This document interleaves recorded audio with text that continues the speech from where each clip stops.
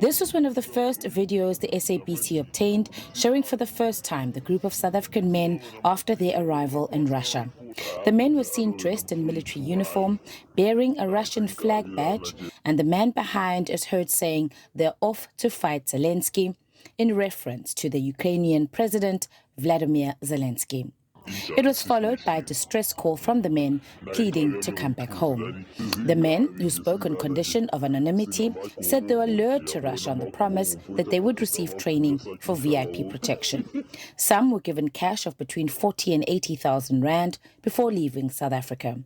When they arrived in Russia, they were told they'd been recruited to assist Russian forces in fighting Ukraine.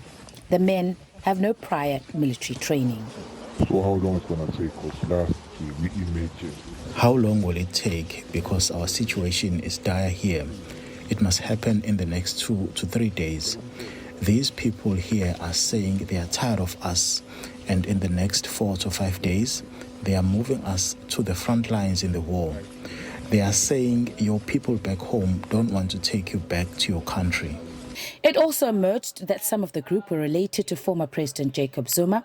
This was further confirmed when Zuma's eldest daughter opened a criminal case in Sandton against her sister, Duduzile Zuma Sambudla, over her alleged involvement in recruiting the men, 8 of whom she said were relatives.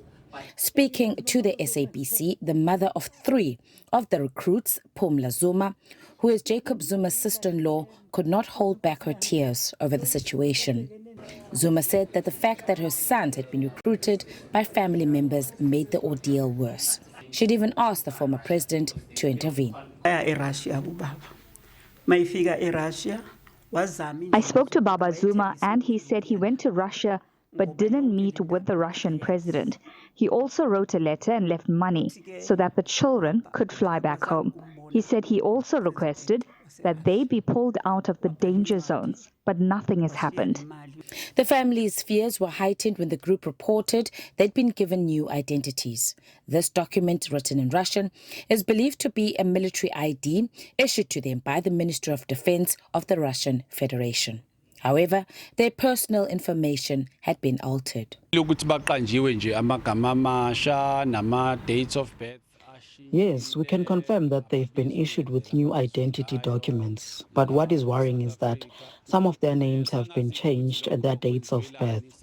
We don't know what the reason for this is or whether it is part of the plan by those behind this whole thing to make it harder for the authorities to find them.